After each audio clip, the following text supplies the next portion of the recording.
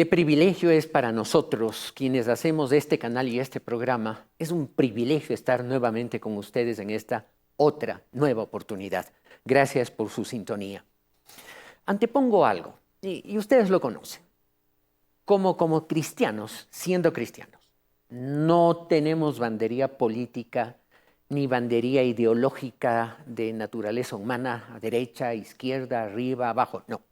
Nos debemos a aquel que nos dio su vida y nos dijo que Él, el Señor Jesucristo, Él es el camino, Él es la verdad, Él es la vida, y sus enseñanzas se contienen en este maravilloso libro, al cual llamamos la Biblia, su santa palabra. Y aquí está la revelación completa para el hombre ser individual, para el hombre ser familiar, para el hombre, la mujer, el ser colectivo, el ser social. ¿Sabe cómo se llamaba en la antigua Grecia, en la época que se escribió buena parte del Nuevo Testamento, casi todo el Nuevo Testamento? ¿Sabe cómo se llamaba la ciudad? ¿Cuál era el nombre en griego de ciudad? Como decir, ciudad de Quito. Allá se decía polis, Quito. Polis. De ahí viene el concepto de política. La actividad de la ciudad, la actividad del pueblo, la actividad del conjunto. La política es algo que ejercemos todos.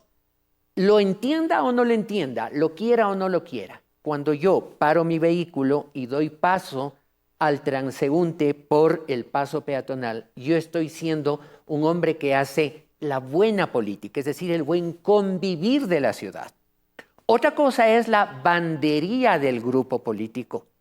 Y a esas banderías no nos pertenecemos. Nosotros somos ciudadanos con una promesa eterna de una polis, de una ciudad celestial.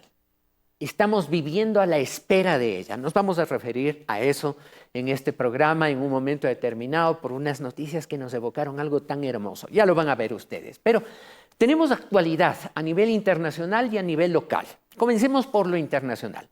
No crea que en el Ecuador la preocupación de las elecciones es única. En los Estados Unidos, donde no tienen 16 candidatos, porque ya se fue uno argumentando que corre peligro. Qué susto, solo él corría peligro. No me refiero a nombre y apellido, solamente a circunstancias. Solo él corría peligro en esta campaña y ya decidió declinar su precandidatura. Quedan 16 binomios. Aquí son 16 con 16 millones de habitantes. En los Estados Unidos, que tiene largamente más de 300 millones de habitantes, según tengo entendido, solamente hay 2 candidatos. Habían 3 con el señor Kennedy, pero Robert Kennedy, de origen demócrata, decidió renunciar a su candidatura demócrata recientemente, indicando que el Partido Demócrata había perdido el rumbo originario de su historia y se separó y declinó la candidatura presidencial. Quedan 2. ¿Quieren ver ustedes una noticia referente a cómo se estableció mediante una verdadera convención, en donde verdaderamente concurren los delegados, los miembros de ese partido, concurren a un lugar para demostrar que es el pueblo demócrata, así como también lo hace el republicano, la universalidad de los representantes de los distintos estados demócrata, dispone y establece un solo candidato al cual le proponen por elección y ese candidato o candidata dice sí o dice no. La convención demócrata que recientemente ocurrió en los Estados Unidos tuvo un preámbulo, su primer día. A esta nota, cortesía de Ecuavisa, es que me quiero referir luego de que ustedes puedan observarla. Adelante con esta actualidad desde los Estados Unidos, la convención del Partido Demócrata.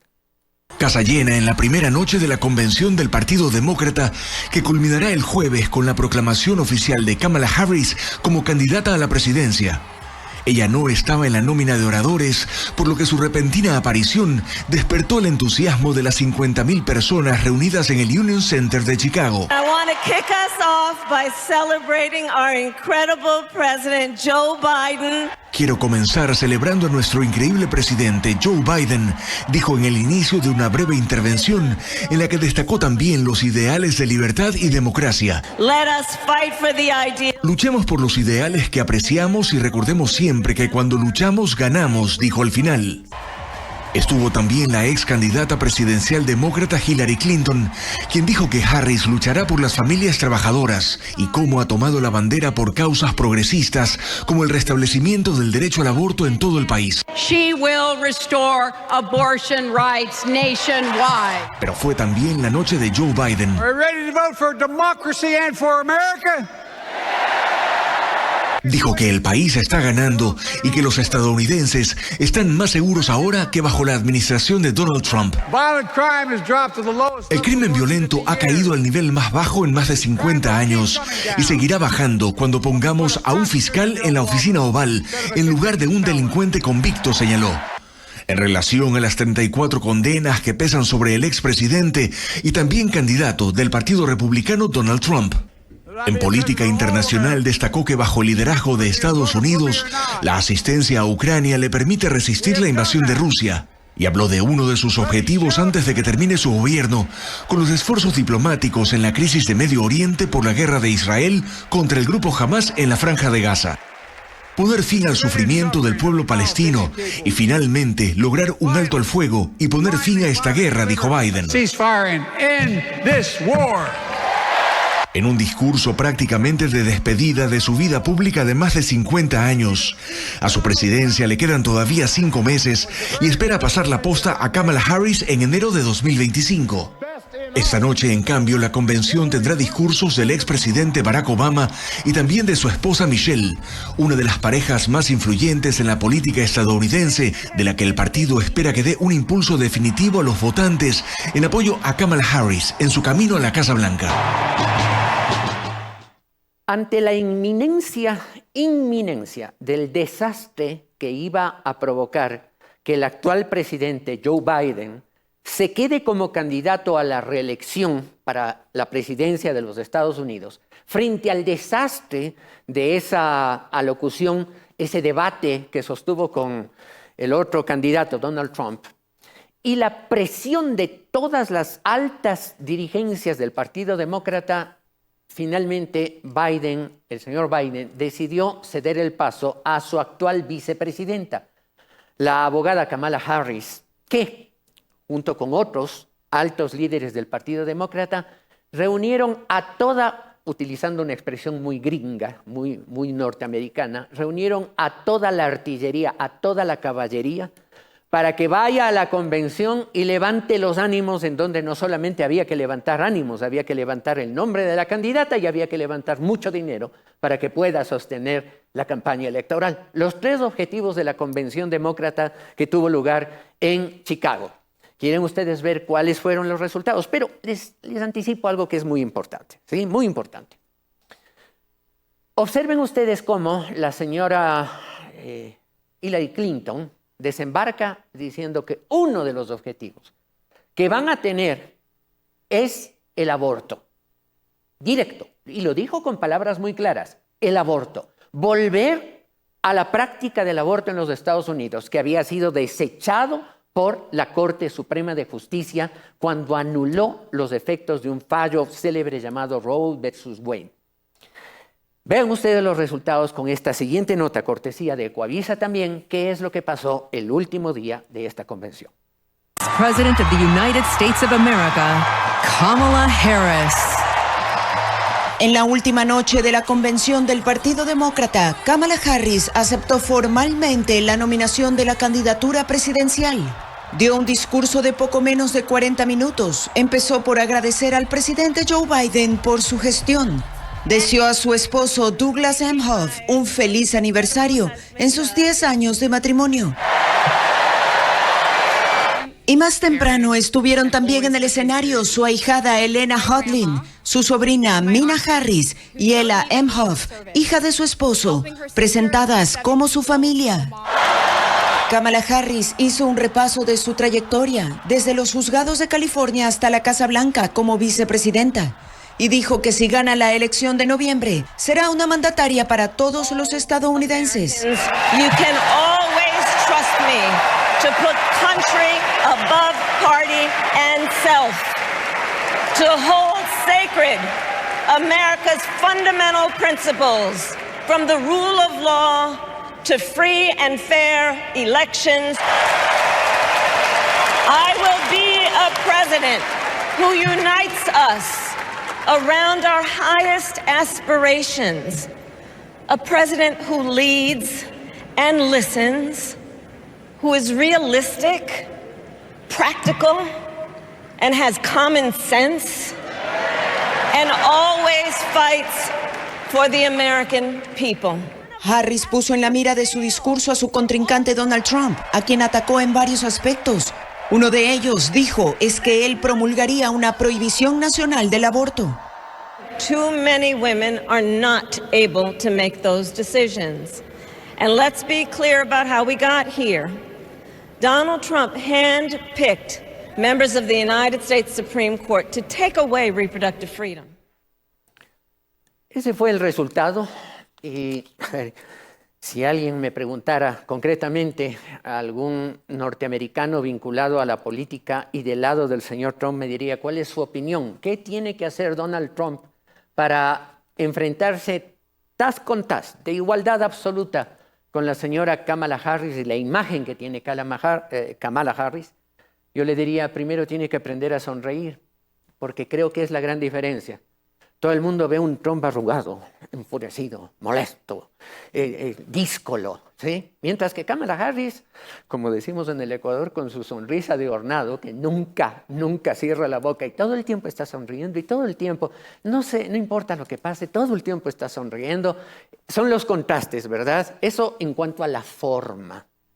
En cuanto al fondo, ¿quién puede discutir la barbaridad que representa aquí en el Ecuador, en los Estados Unidos, en Europa o en cualquier parte del mundo, la existencia autorizada como estuvo en los Estados Unidos hasta que la Corte Suprema revocó esa autorización para que se hagan abortos con absoluta libertad e independencia sin que importe nada, pero sobre todo la vida de los niños?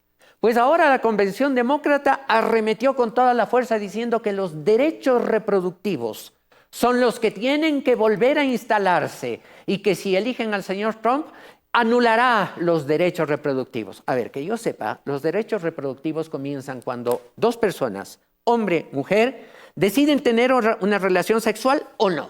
Ahí comienzan los derechos reproductivos. Yo también aceptado el derecho reproductivo eventualmente. Yo sí quiero, qué pena, anulado el derecho reproductivo de ambos. Seamos tan claros y tan simples como eso. Pero cuando uno y otro aceptan, resulta que desde hace mucho tiempo, la ciencia ha permitido que ella, al momento de aceptar una relación, tenga controles de natalidad, de tal manera que derecho reproductivo se lo ejerce ex ante. Es decir, cuando hay control de natalidad, ahí se ejercen los derechos reproductivos sobre ella, por sí mismo, para ella. Esa es la libertad de una mujer sobre su cuerpo. Pero cuando esa mujer, por ABC razones, termina embarazada y pretende terminar con la vida de un inocente que no pidió ser traído a este mundo, pero que ahora que está en camino a este mundo es un ser humano a quien Dios le dio vida y dignidad, y que ahora venga la Convención Demócrata a decir que van a empujar para que nuevamente vuelva la ley más macabra que la humanidad ha inventado, que no es la ley de guerra, es la ley del cobarde asesinato del aborto. Solamente me causa risa cuando escucho, por otra parte, que la señora Kamala Harris en su momento dice que los más altos estándares que tiene ella y el pueblo norteamericano son liderazgo, el saber escuchar, un sentido práctico y sentido común.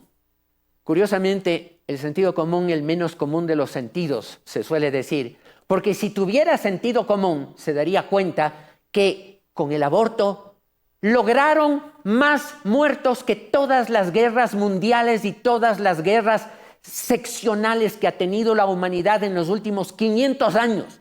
Ni todas las guerras del Imperio Romano, ni todas las guerras del Imperio Británico, ni todas las guerras del Imperio Francés, ni todas las guerras de Gengis Khan, ni todas las guerras de Primera Guerra Mundial, Segunda Guerra Mundial, la Guerra de Corea, ninguna de esas guerras juntas, todos los muertos puestos en un solo lugar, representan la cantidad de bebés asesinados solamente en los Estados Unidos en esa época, desde los años 70 a la fecha en que fue abolida la ley criminal y cobarde del aborto. Y lo mismo pasa en el Ecuador, ley criminal y cobarde.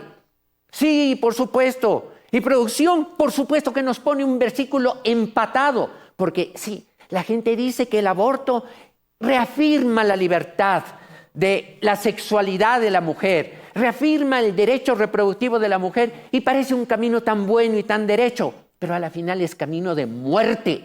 Y no solamente del bebé que es asesinado cobardemente, indefenso a la criatura, sino también es un camino de muerte para la mujer que lo practica, porque nunca se quitará de su conciencia, jamás, por mucho que se meta paliativos, por mucho que se meta ideas consoladoras, nunca podrá olvidar el acto de asesinato que cometió. Solo Dios puede limpiar eso del alma de las personas.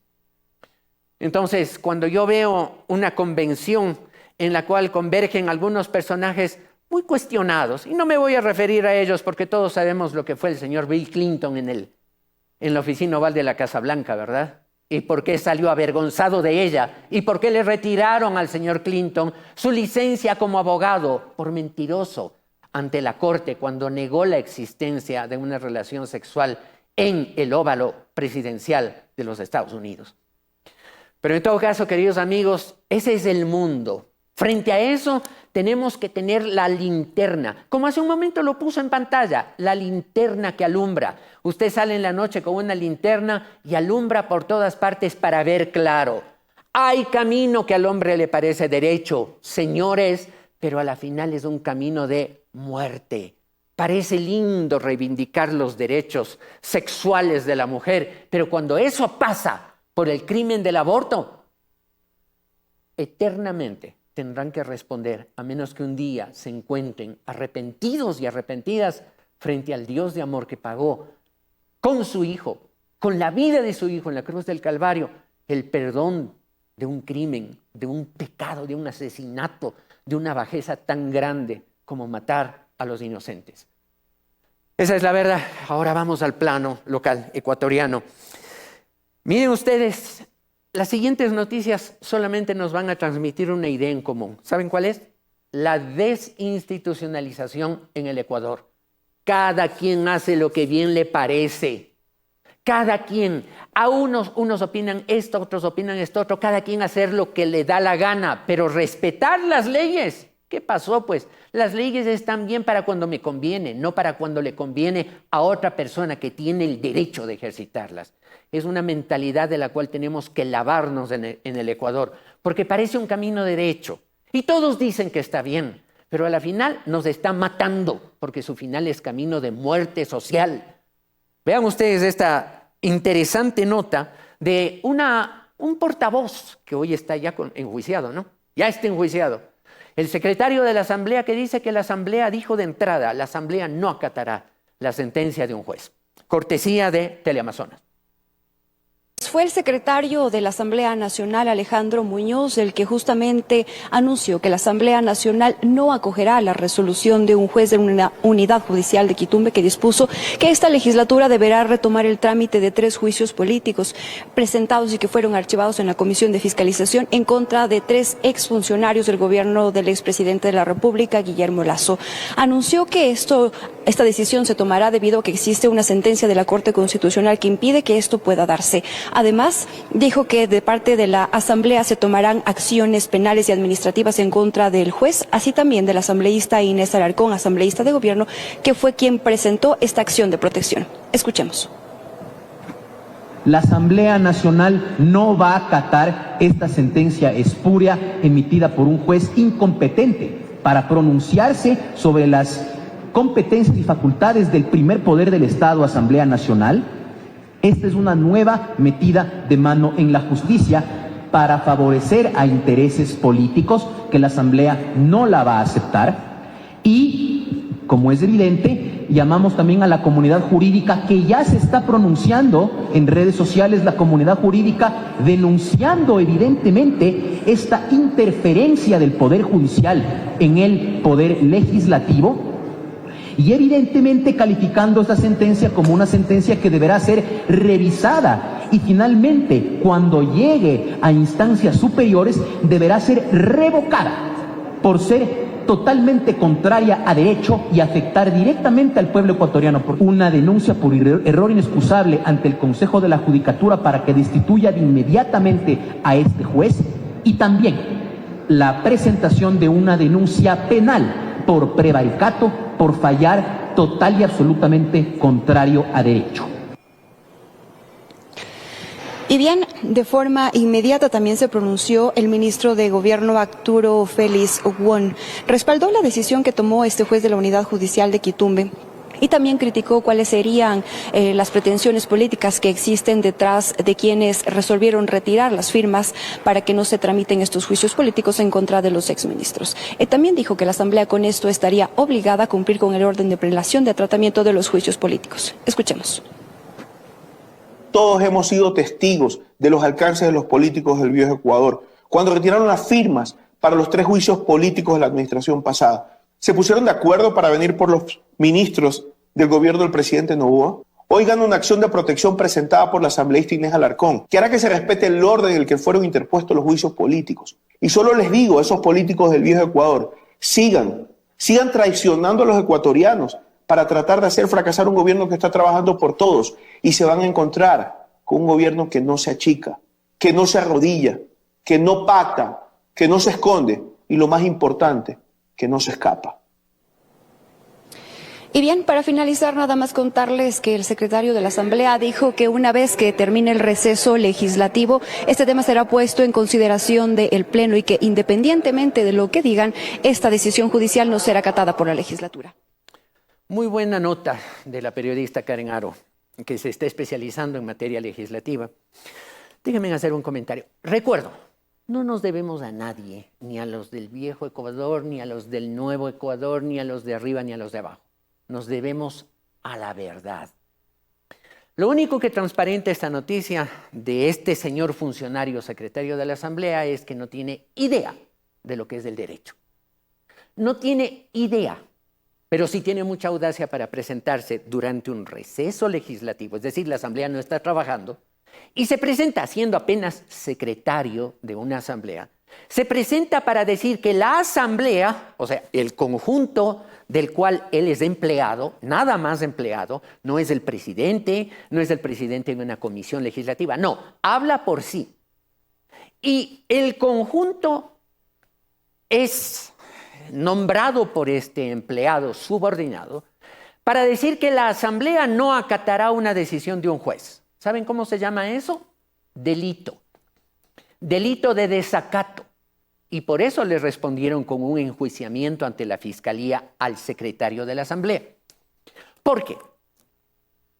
Creo sinceramente que ese juez se equivoca cuando con su sentencia entra en las potestades administrativas de decisión de la Asamblea Nacional, poder del Estado, para decir, haga esto, no haga aquello. Creo que la Corte Constitucional en su momento dejó bien claro que eso no es materia de una acción de protección. Así de sencillo y de claro. Estoy de acuerdo. Pero que de eso, que es un error judicial, se presente un empleado subordinado durante un receso legislativo, una vacación legislativa, para decir, no vamos a acatar una sentencia de un juez, el señor no tiene idea de la tontería que ha dicho y que ha emitido, y que es un mal ejemplo para el país. Porque el peor ejemplo que se le puede dar al país, es decir, yo tengo la última palabra, no me importa que haya jueces. Los jueces no están a mi altura. Yo digo que esto no vamos a acatarlo. ¿Quién es usted para decir eso, señor? Si hay jueces y se equivocan, hay jueces más altos que en apelación dirán lo contrario. También dijo que iba a pedir que el Consejo de la Judicatura inmediatamente declare error inexcusable y que proceda a la destitución de este juez. Se ve que el señor no tiene idea de lo que es el derecho. El error inexcusable en un trámite judicial solamente lo puede declarar el órgano superior. Usted puede ir al Consejo de la Judicatura y desembarcar con una volqueta y tonelada de denuncias contra ese juez Y el error inexcusable no lo puede declarar, ¿no? Lo puede sancionar, sí, pero previa declaración de error inexcusable por parte de jueces superiores en rango al que se equivocó. Pero lo grave de esto, y después salieron el presidente de la Asamblea a decir, sí, no, yo le pedí que me dé hablando, yo le pedí que me diga. ¿Por qué no se presentó él mismo a decir que no iban a acatar una sentencia judicial? ¿Saben por qué? Porque al final el juicio no le hubiera caído al secretario, sino al presidente de la Asamblea. Tan claro como eso. Pero en este país yo soy, ese es el cáncer, yo soy la medida de la verdad. Lo que yo diga, lo que yo sostenga, y no importa si hay jueces. Aquí lo que los jueces, lo que la fiscal, lo que la Corte Nacional de Justicia diga, no importa, yo soy el juez. Uno tiene que aprender a hablar con mucha modestia.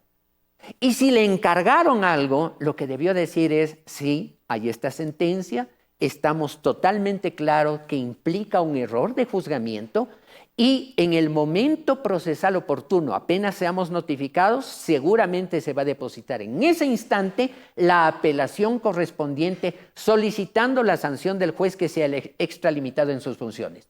Lo dijo elegantemente, lo dijo dejando un sentido de respeto en la institucionalidad, pero como tienen el ego bastante alto, se presenta diciendo el primer poder del Estado. ¿Quién le ha dicho que es el primer poder del Estado? Bien dicho, antes del quebrantamiento es la soberbia y antes de la caída la altivez de espíritu. Proverbios capítulo 16, versículo 18. ¿Quién le dijo que hay un primer poder del Estado en democracia? Pues no entendió, nunca leyó a Montesquieu, nunca leyó a algún constitucionalista moderno. No hay primer poder. Todos los poderes, legislativo, ejecutivo, judicial y ahora este que se inventaron reciente, el de participación ciudadana, todos tienen por igual las mismas representatividad y capacidad en sus distintas y particulares áreas. No hay uno más importante que otro. No vamos a volver como 10 años atrás en la que un señor decía, yo represento al Estado ecuatoriano. No, judicialmente lo es del Procurador General del Estado. Protocolariamente sí, pero eso no le hace más que los otros poderes. ¿Se dan cuenta cómo el país está perdido en el horizonte por culpa de estos malos elementos? Que lo único que hacen es, a cuento de vanidad y palabra mentirosa, confundir a la institucionalidad y a la ciudadanía. Y vean ustedes esta siguiente nota. Cortesía de Teleamazonas, otra pelea de vanidades, otra pelea de imposiciones, dentro de otro de esos poderes, el Consejo de Participación Ciudadana. Aprovechando el reciente cambio de sus miembros tras la renuncia de Michelle Calvache como consejera de Participación Ciudadana, sorpresivamente este miércoles el Pleno del Consejo desempolvó un tema controversial, una de las designaciones de autoridades más importantes, el concurso para nombrar el reemplazo de la fiscal general. El borrador de reglamento que ya había sido anunciado varias semanas atrás se puso sobre la mesa, lo que generó un primer roce con la nueva consejera Yasmín Enríquez, quien dijo necesitar tiempo para revisar la documentación antes de pronunciarse. Y a su vez, en caso de que sea necesario dar mis aportes, por lo cual mi voto es en contra. Lamento escuchar que dice que es su primera vez y que no podría o que no tiene los aportes. A partir de allí, las fricciones solo fueron escalando, pues para algunos consejeros llamó la atención la celeridad con la que Augusto Verduga buscaba que se revisaran las mesas de trabajo y se aprobara el reglamento del concurso. Yo sí cuestiono abiertamente y de manera pública su neutralidad. La probidad notoria no puede reducirse solamente que haya sido sentenciado. Su reglamento permitirían que haya un narcopostulante a la fiscalía. No voy a permitir que ningún mamarracho me venga a faltar el respeto en este cuerpo colegiado. 2 meses vengo esperando que cada despacho envíe los insumos. Pese al cruce de palabras, con 5 votos a favor y 2 en contra, el Pleno destrabó el proceso y estableció las primeras fechas para trabajar en el documento que guiará este concurso. El martes 27 se desarrollarán las mesas técnicas, el jueves 29 se deberá presentar el informe de factibilidad, mientras que el viernes 30 el Pleno deberá aprobar el reglamento. La fiscal general Diana Salazar cumple su periodo en funciones en abril de 2025. Qué interesante nota. La forma de expresarse de uno de los consejeros y es uno de los poderes del Estado, ¿no? Una de las funciones del Estado. La forma de expresarse de uno de los consejeros con un lenguaje tan vulgar y chabacano, olvidándose de la dignidad, porque son dignatarios de Estado, olvidándose que dignatario implica dignidad y que la dignidad implica altura, hasta para discrepar, altura. Uno puede discrepar fuertemente con alguien, pero con educación, no con las palabras ordinarias, por ponerlo así elegante, ordinarias que utilizó para rebatir al consejero que no tenía la misma idea de cómo hacer el reglamento para la elección de fiscal.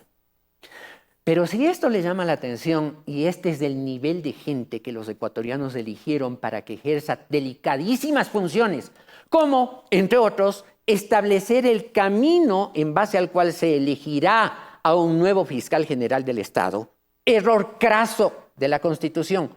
Cuando por fin hay una buena autoridad, termina su periodo y no puede ser reelegido. Para otras cosas sí hay reelecciones, hay varias reelecciones, ¿verdad? Pero así es cuando todo se hace en función de las apetencias, hasta se quiere hacer un reglamento para cada proceso. Porque en este proceso el reglamento tiene que decir que la chaqueta tiene que ajustar un poco mejor que la anterior, o tiene que estar más floja que la anterior, tiene que ir con el color nuevo en lugar del color anterior. Esa es la vergüenza de la falta de institucionalidad. Y yo le pido a producción que me ayude solamente con unos 10 segundos de repetición de la noticia previo a esto que les voy a decir. Observen ustedes cómo una de las consejeras con sombrero de paja, seguramente por las advertencias que el Instituto de Meteorología, el INAMI, emitió de alta radiación solar en la ciudad de Quito en esos días, no se sacó el sombrero de paja con el cual seguramente también va al estadio, quién sabe si el Rodeo Montubio, no se sacó su sombrero de paja en toda la sesión. Pero si eso por último pasa, ¿verdad? Por último pasa, resulta que toda la sesión se pasó con el celular. Tiki, tiki, tiki, tiki, tiki, tiki. Todas las tomas que ustedes pueden examinar en todos los canales, no ella, porque ella no tiene el sombrero, por ahí asoman un sombrero de paja. Y ustedes van a observar cómo todo el tiempo está tecleando su celular. Alguien va a decir, sí, pero en el celular tenía toda la información, entonces ¿para qué tenía la laptop delante? Pero esa es la forma como la gente concibe su trabajo, no con responsabilidad. Es una forma de ejercer lo que tiene que, ya decidieron mucho atrás lo que van a poner en la mesa y lo que van a votar, sí o no, en lugar de examinar la panorámica, de hacer un trabajo de análisis individual, comprometido con el país, responsable. Y para eso todo vale. ¿Se acuerdan que una vez comenté cómo el presidente de la Comisión Internacional de la Asamblea, luego de una vacante, hubo un fin de semana, un feriado, volvió en la sesión en la que todos los medios internacionales iban a enfocar, porque era la sesión en la que se iba a tratar el tema de la intrusión en la Embajada de México? Y el señor llegó con la camiseta de la playera y lo comentamos, porque el individuo no tenía idea que es un legislador y el nivel y la altura con la que tiene que manejar en forma y fondo las cosas. Ahora sé que ya no es parte de ese partido. Sé que se ha separado de ese partido. Cuando las candidaturas no tienen idea de lo que se están metiendo y simplemente es porque quieren figurar y quieren aparecer, o porque les cogen y les dicen, ahí te mandas de candidato, pasan muchas cosas. Y a propósito de eso, veamos algo sobre el perfil de los candidatos, una nota muy interesante cortesía de Teleamazonas.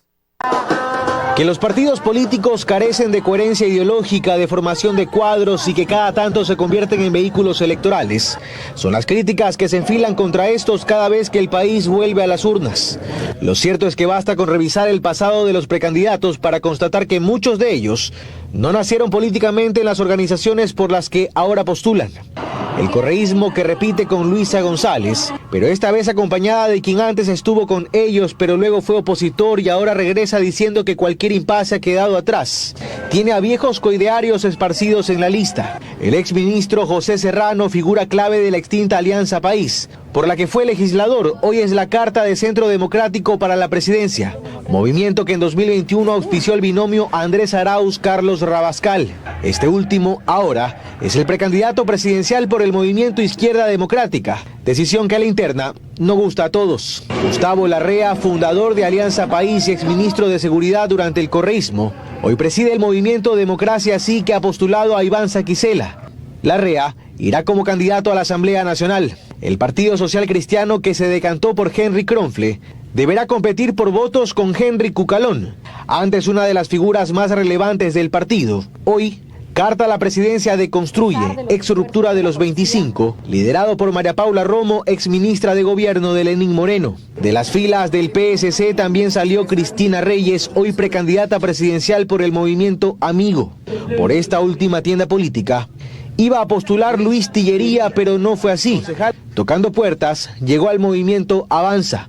Algo similar sucedió con el general Víctor Arauz, quien fue de los primeros en hacer pública su intención de postular, pero no tenía partido. Lo recibió el movimiento Pueblo, Igualdad y Democracia, cuyo fundador es Arturo Moreno, primo del expresidente Lenín Moreno, y quien en las pasadas elecciones apenas apoyó a Daniel Noboa, que, para la anécdota, contó con el apoyo del extinto movimiento Mover Lista 35, que antes se llamaba Alianza País. Noboa ahora tiene el auspicio de su propio movimiento ADN Lista 7, la del PRIAN, de su padre.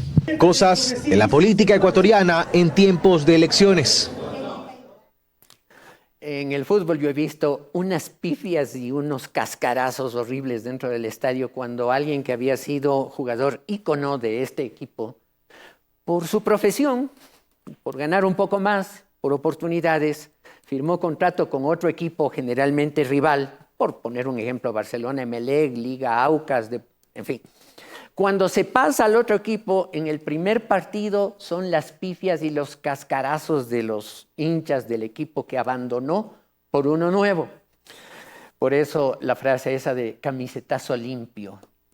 Pero este es un tema que ya se va decantando a última hora, hace pocas horas, en última hora. Antes de que vence el plazo del Consejo Nacional Electoral, uno de los candidatos dijo, ¡ay, qué miedo! Me preocupa mi seguridad personal, así que desisto de mi candidatura o precandidatura presidencial. Y así es probable que se decante un poquito más. Pero en todo caso, lo grave de eso es que la mayor parte de esos grupos, los distintos binomios juntos, no llegan juntos, sumados uno más otro, no llegan al 10% de intenciones de voto en primeras instancias de la población. Pero en todo caso, vamos a un análisis muy interesante, muy serio, de un analista que yo lo he valorado, no lo conozco personalmente, pero le he seguido su carrera, César Febres Cordero, en una nota cortesía del programa Hora 25 de nuestro amigo y colega Andrés Carrión, cortesía de Teleamazonas. Miren ustedes cómo César Febres Cordero plantea estas necesidades de razonar en torno a la carencia de política seria en el Ecuador. Coincido con lo que decía Agustín, tenemos un problema de intermediación. Yo creo que hay un factor social importante. Ni siquiera en nuestros clubes deportivos tenemos cómo resolver una disputa electoral.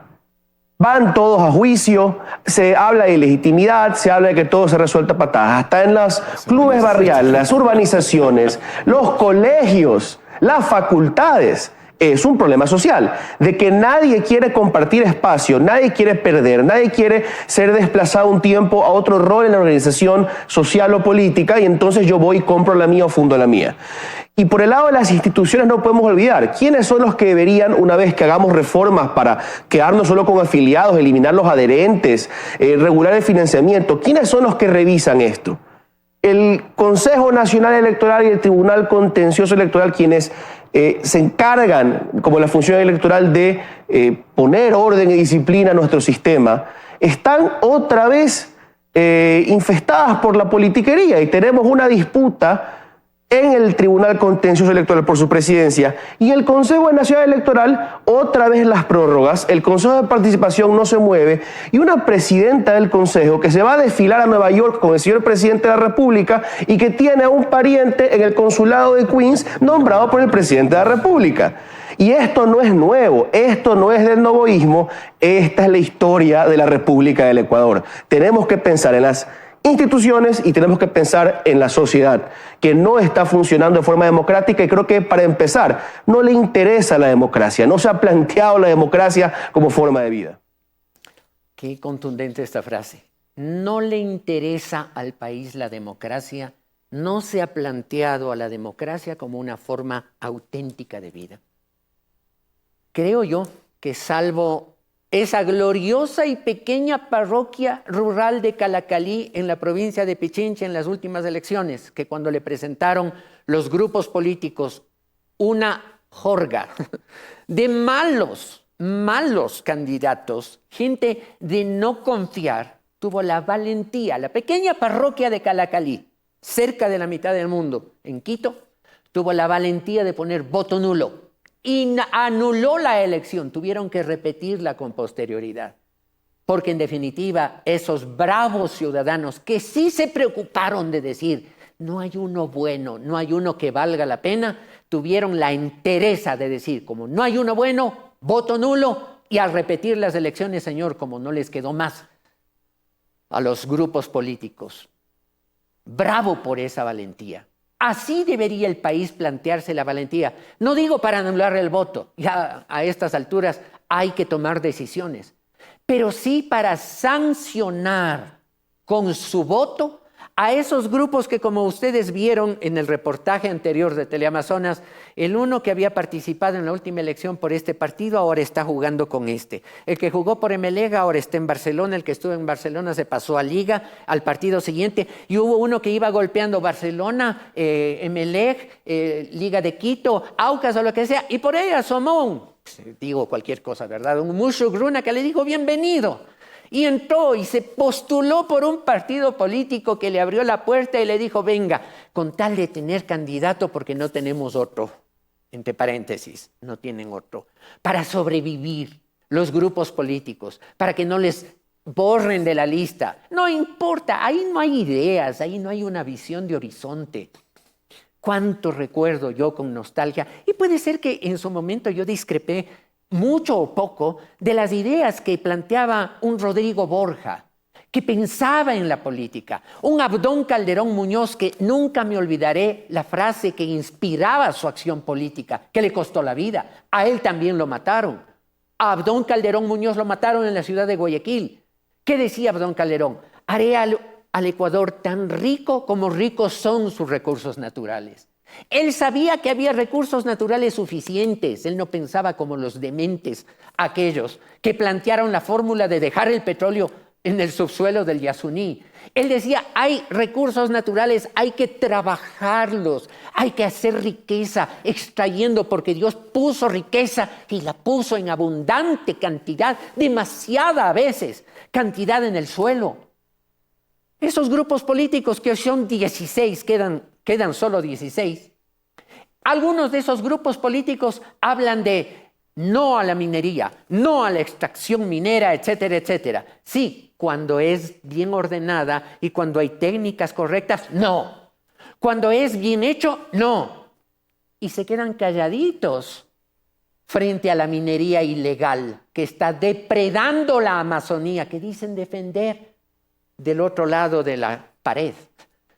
Queridos amigos, es terrible.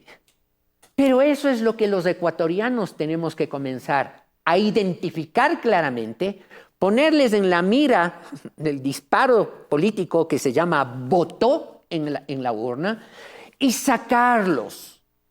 Vean ustedes algo, si alguien me dice cuál es una fórmula que usted tiene en su cabeza y en su corazón para distinguir lo que es un buen candidato y lo que no es un buen candidato. Yo, ¿a dónde voy a acudir si no, pues, a la fórmula eterna, a la perfecta, a la de un Dios santo y maravilloso en el cual creo y a su santa palabra? ¿Quieren ver lo que dice el libro de Proverbios, capítulo 30, versículos 7 a 9? y hablando uno de los gobernantes más famosos de la historia del mundo, y quedó escrito en la Biblia, en el Antiguo Testamento, el libro de Proverbios, cuando dice, 2 cosas te he pedido, 2 cosas te he demandado, te he pedido, mi Dios. No me las niegues antes de que muera. Vanidad y palabra mentirosa aparta de mí. ¿Quieren hacer un análisis? No se vaya el versículo de la pantalla. Escúchenme.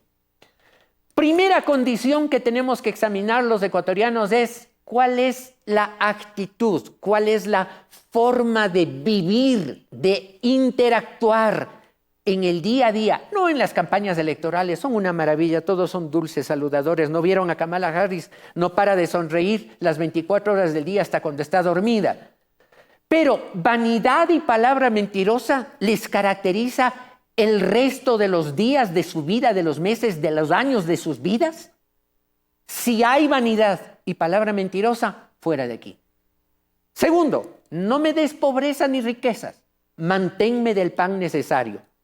Dios no quiere codiciosos, no quiere gobernantes, autoridades con codicia. Como dice la Biblia, la codicia, la avaricia mata, quita la vida de sus poseedores.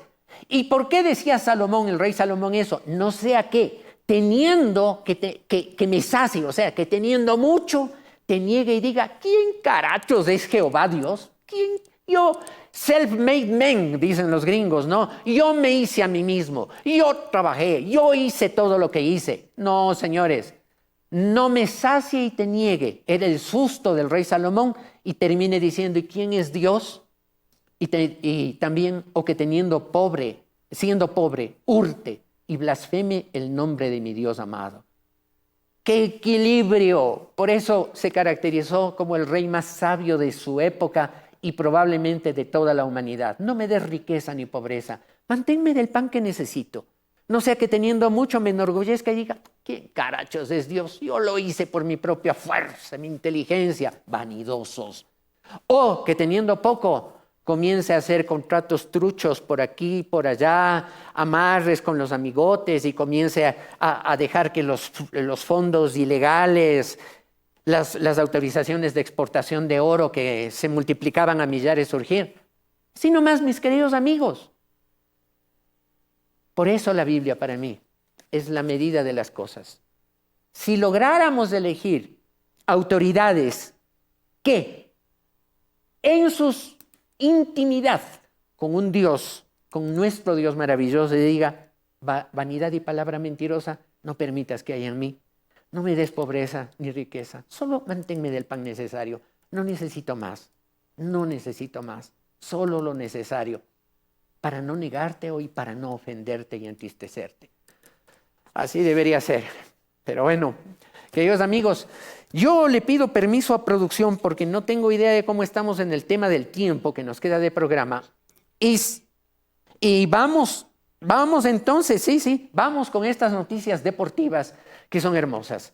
La entrega de premios muy merecidos por nuestros deportistas. Las 2 noticias de corrida cortesía de Teleamazonas.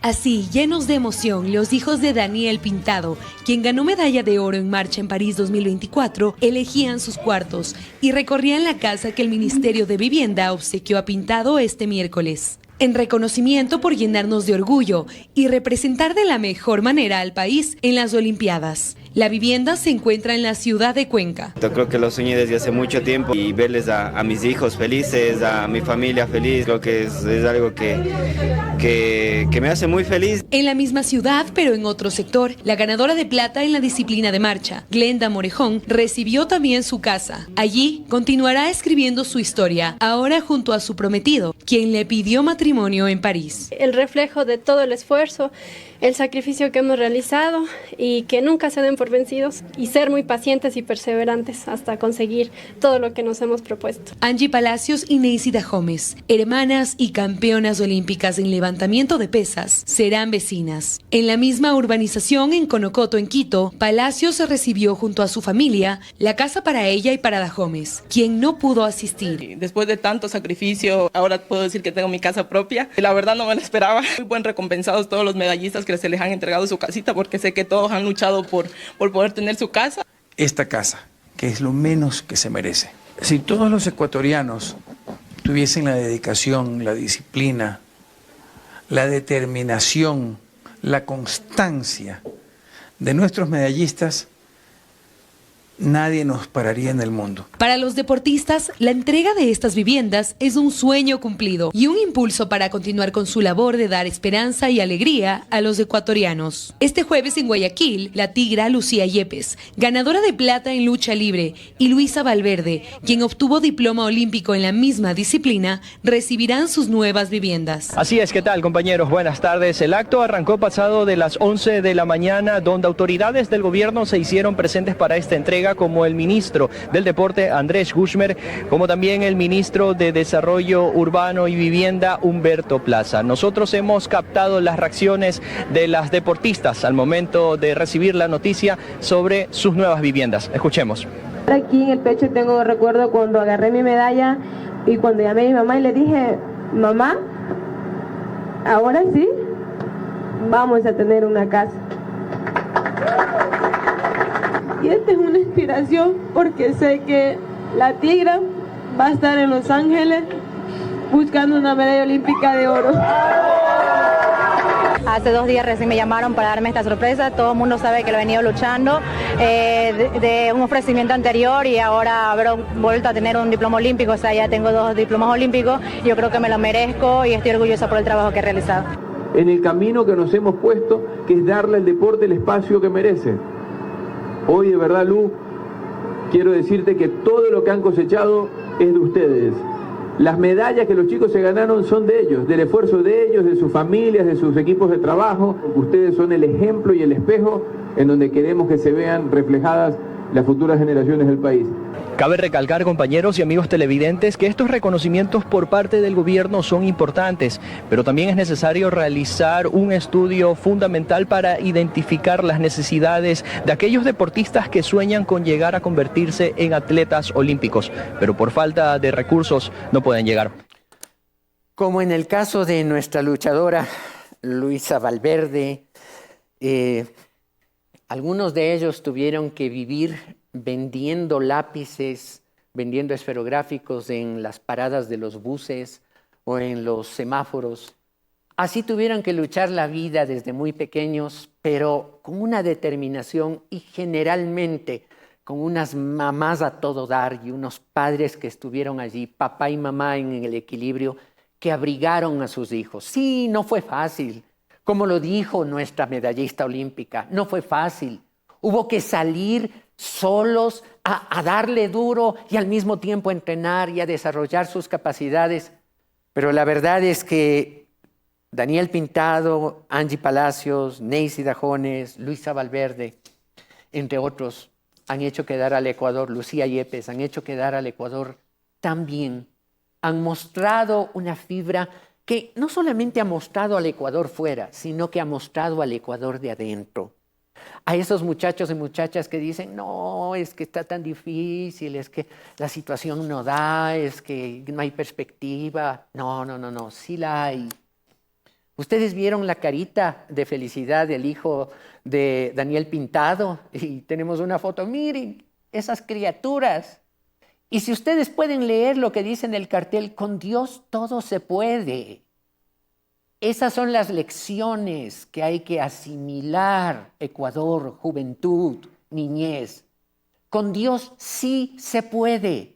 Y cuando ese Dios bendice y da fuerza, hay una entrevista preciosa de una de las medallistas olímpicas en las que dice, vea, no fue nada fácil. Pero la verdad, cuando Dios pone camino difícil, es para que saboreemos mejor la victoria a la final que la tuvimos. Qué hermosa manera de pensar. Dios no pone las dificultades de Dios malo, no. Pone una serie de pruebas. ¿Para qué? Para que la prueba de nuestra fe, como lo dice la Biblia, la fe de voy a seguir adelante. Hay un Dios que me va a dar fuerza. Hay un Dios que me va a bendecir. Hay un Dios que me va a dar la comida. Hay un Dios que me va a dar la energía. Hay un Dios que me va a ayudar con un entrenamiento. Hay un Dios que me va a dar fuerza para competir.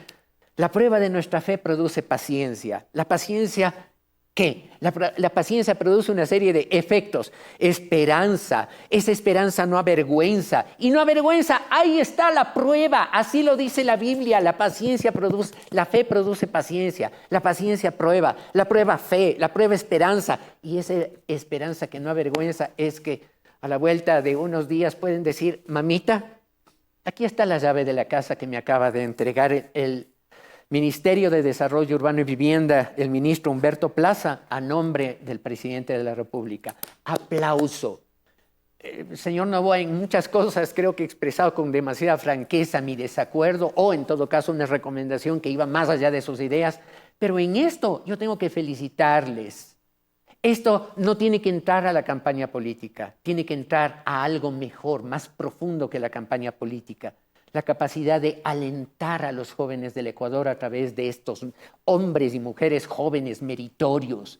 ¡Qué hermoso! Y saben, a propósito de la casa, yo decía, Dios mío, ¿pero por qué me entusiasma tanto? ¿Saben por qué? Porque hay promesas. Juan 14, 2, 3. Nosotros también tenemos promesa de una competencia de vida. Cuando el Señor Jesús dijo, en la casa de mi Padre muchas moradas hay, si así no fuera yo os lo hubiera dicho, voy pues a preparar casa, lugar para vosotros. Y si me fuere y os preparare la casa, ese lugar, vendré otra vez y os tomaré a mí mismo para que donde yo estoy, vosotros también estéis. Yo, usted, querido televidente, yo, usted, todos los que estamos en este canal aquí tenemos promesa de tener una casa eterna, imborrable. Y cuando yo tomaba la noticia y decía, Señor, pero yo también tengo una promesa. Claro, vean ustedes lo que dice Apocalipsis 21, 3 y 4. Promesa cumplida. Y oí una gran voz del cielo, dice el apóstol Juan, que decía, he aquí el tabernáculo de Dios con los hombres, y Él morará con ellos, y ellos serán su pueblo, y Dios mismo estará con ellos como su Dios. Enjugará Dios toda lágrima de los ojos de ellos, y ya no habrá muerte, ni habrá más llanto, ni clamor, ni dolor, porque las primeras cosas, las dolorosas de este mundo, pasaron. El Dios fiel nos tiene lista una casa. ¿Saben? Yo estudié en una ciudad, vean ustedes, en ese castillo de la ciudad donde yo estudié hace muchos años en Francia, la ciudad de Angers, el castillo de Anjou, Adela, en la ciudad de Angers. Dentro de ese castillo hay un conjunto, más de 120 telas enormes, cada una del tamaño de una ventana de edificio, que representan, son tapices del siglo XIII del Apocalipsis. Cuando yo no era cristiano veía esto, decía, uy, qué tétrico, qué susto. Ahora que soy hijo de Dios y sé las promesas que hay y que esos tapices del medioevo recogen en esa amplificación de las ideas, cuando yo sé que mi Dios me promete casa junto con Él, al lado de Él, para siempre con Él, yo digo, ¡qué maravilla! Yo no soy Daisy Tajones, ni soy Daniel Pintado, ni soy Jefferson Pérez, soy un Carlos Larco que estoy corriendo la carrera, puestos los ojos en Jesús. Y así tiene que pensar usted, querido televidente. Como la Biblia lo dice, corran con paciencia, no se desesperen, corran con paciencia. El país puede parecer un caso perdido, pero corran con paciencia. Dios es Dios de Ecuador, Dios es dueño de la patria ecuatoriana. Corran con paciencia la carrera individual de la fe, puestos los ojos en Jesús, el autor y consumador de esa fe, que está en la meta, con la llave de nuestra casa eterna. Esta es la maravilla de ser hijo de Dios. Hasta la próxima entrega de este su programa.